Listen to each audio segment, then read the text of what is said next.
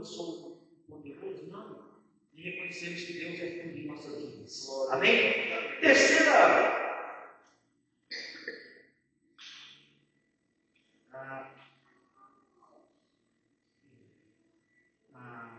Terceiro cenário que eu vejo aqui, cenário de confrontação. Vou ser mais rápido aqui, para nós ganharmos tempo aqui. Terceiro cenário de confrontação. A Bíblia diz que quando, depois que eles comiam, desceram do barco, lá Jesus já estava lá à beira da praia, já com fogo e peixes e pão assadinho. O que eu vou falar para os irmãos aqui? Quando nós voltamos para Jesus, Jesus já tem tudo preparado para nós. O que de nos abençoar, de nos proteger, de nos guardar. Mas a Bíblia diz que agora eles comeram, se alimentaram, e agora Jesus chega para Pedro, passa outro um pouquinho, e a Bíblia diz que Jesus olhou para Pedro e falou: Pedro, tu me amas? Eu vejo um cenário de confrontação. Jesus olha para Pedro: Pedro, tu me amas? E Pedro fez, com certeza, sem ele olhar para Jesus, assim, tu sabes que eu te amo, Senhor.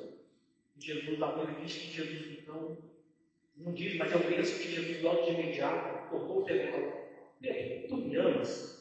Ele disse: Senhor, tu sabes que eu te amo. Pedro, então apacenta os meus cordeiros. Pedro, apacenta as minhas ovelhas. E a Bíblia diz que a terceira vez Jesus olha para Pedro: Pedro, tu me amas? Aí a Bíblia não diz, mas eu vejo um confrontar de Jesus, os olhos de Jesus olhando dentro dos olhos de Pedro, aquele confronto lá dentro. Lá estava Pedro, Tiago, João, Tomé, mas naquele momento, fisicamente eles estavam ali, mas naquele momento de confrontação, estava somente Pedro e Jesus Cristo. Jesus estava tratando com Pedro, estava ali fazendo com que Pedro lembrasse do chamado que ele tinha, a forma que ele tinha sido chamado, a forma que ele tinha que prosseguir. E isso, meus irmãos, muitas das vezes nós precisamos confrontar com Deus, não no sentido de enxergar Deus. Eu já vejo muitas pessoas que querem confrontar com Deus, mas pegando uma peixeira, no sentido ilustrativo, pegando uma peixeira e enfiando o pescoço de Jesus, falando: Jesus, o Senhor me abençoar, o Senhor me abençoar. Não. Mas no sentido de confrontar com Jesus, porque eu entendo que quando nós aproximamos de Jesus Cristo, Jesus revela em nós o quanto nós somos pecadores, o quanto nós precisamos mudar, o quanto nós precisamos ser transformados, o quanto nós precisamos ser santos como Ele é, porque Jesus ele reflete santidade, Jesus reflete pureza, Jesus reflete justiça, Jesus reflete todas as coisas. Então, quando nós declaramos com Jesus, nós temos que confrontar e entender que nós precisamos de mudança. A Bíblia diz que nós, meu querido, Salmista Davi, quando ele foi confrontado com Natã, porque Natã, Deus enviou Natã lá para junto com Davi e falou para ele que tinha dois homens na cidade, um era rico, outro era pobre, um tinha muitas ovelhas e outros gados, mas pobre só tinha só um, e aquela coisa. Nós conhecemos bem a história, segundo Samuel, capítulo 12, pode ver quando depois vamos ler em casa. E a Bíblia diz então agora, Davi falou: mas como é que pode? A Bíblia diz que Natã conta essa história de que quando chegou um viajante, esse homem que tinha muitos gados, muitas ovelhas, ele não pega gado, ele pega o pobre, mata, e para o seu viajante, já disse que então aquele Davi falou: este homem que ele disse é digno de morte. Eu começo a entender que a Bíblia diz: mas se Natã fosse nordestino, ele dizia: és tu, cara safado, é esse homem. E a Bíblia diz então agora, Davi, ele sente o que ele tinha feito. Interessante, irmãos, que quando Deus, através de Natã, confrontou com Davi não colocou a culpa na Batseba. Davi não falou que era negligência de Urias. Não. Aí Salmo 52 ele chega dizendo: olha, Senhor, pequei contra ti somente pequei, Senhor. Então ele assume o seu erro, ele assume a sua falha, ele assume o que ele errou, ele assume o que ele fez. E a Bíblia diz que por vários dias Davi ficou contristado, por vários dias Davi se sentiu como se estivesse no deserto. socorrer, sem ninguém para cuidar da sua alma. Mas em Salmos 42, Davi chega e diz: olha, Senhor, eu me sinto assim, mas eu não vou ficar assim. Eu entrego tudo nas suas mãos, eu não vou ficar assim, eu vou me levantar. E Davi diz que então, depois que o seu filho, ele jejua, o seu filho realmente morre ali, a Batseba morre, ele então levanta, ele restaura. E a partir daquele momento ele recomeça com gratidão, louvor e exaltação a Deus. Então o que nós vemos aí, uma terceira cena aí, um cenário de confrontação. Às vezes precisamos ser confrontados com Deus, irmãos. Às vezes precisamos nos confrontarmos com Deus. Sabe como? Às vezes uma palavra que o pastor prega, que alguém prega, e nos confronta.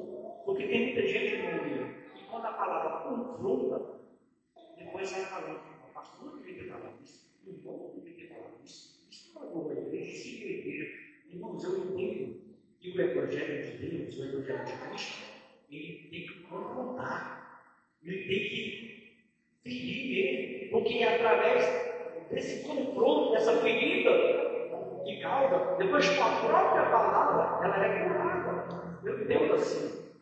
Então, nós vimos aqui, então, terceiro cenário, que é a confrontação. E o quarto cenário, que é a percepção. Quando a Bíblia diz que Jesus, então, depois que Pedro fala para Jesus que o amava, Jesus, a Bíblia diz que Jesus sai dos discípulos, e Pedro, então, agora olha e vê João caminhando e fala: Senhor, mas me conta isso aí, porque Jesus sabia de como é que ele seguir Jesus. E Jesus fala: conta isso aí, eu estou falando para vocês, para os irmãos entenderem.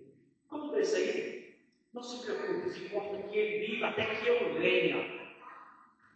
A Bíblia não quis dizer, Jesus não quis dizer que aquele discípulo, João, não passaria pela morte, mas que era para ele não se preocupar com o que ele estava seguindo, mas com que ele desse continuidade até que Jesus voltasse. Então, irmãos, como é que está a nossa percepção a respeito da volta de Jesus Cristo? A igreja universal, que somos nós, a igreja lavada e remida pelo sangue de Jesus, nós temos perdido essa perspectiva da volta de Jesus.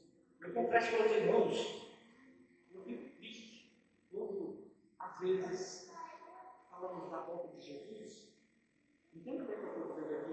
Eu fico triste não pela forma que a pessoa expressa, porque a maior alegria do cristão, eu entendo, é esperar Jesus vir nas nuvens e nós sermos transformados no corpo de glória. É lógico que Jesus pode voltar para mim aqui hoje, pode voltar para qualquer um de nós hoje, mas a nossa expectativa, a nossa alegria, a nossa esperança de que Jesus venha usar juntamente com os Miguel, os arcanjos, os querubins, todos ali clamando e nós sendo transformados no corpo de glória através das nuvens, e assim a Bíblia diz.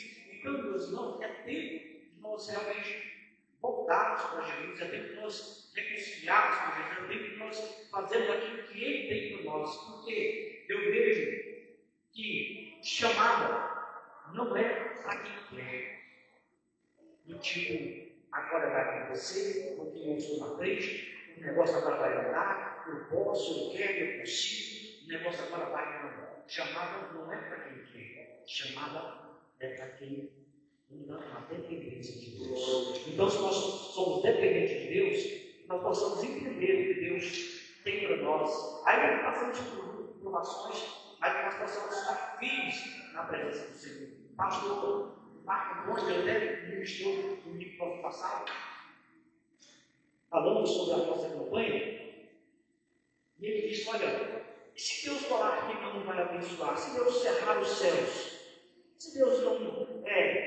ordenar que os gafanhotos consumam as minhas plantações, e se eu não abençoar? E Deus fala: olha, mas se o meu povo que se chama pelo meu nome se humilhar, orar, se converter, seus maus caminhos, então eu odeio os céus.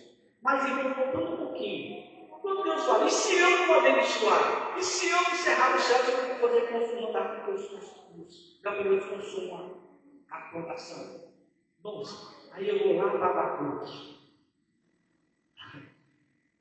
Ainda que a figueira não floresça, ainda que as águas malhadas sejam arrebatadas, ainda que não vaca não currais, todavia eu alegrarei e exultarei no Senhor. Então, irmãos, aí que Deus nos prova Aí Deus nos faz passar por um momento difícil. Todavia, nós possamos continuar louvando e exaltando esse Deus todo-poderoso. Amém?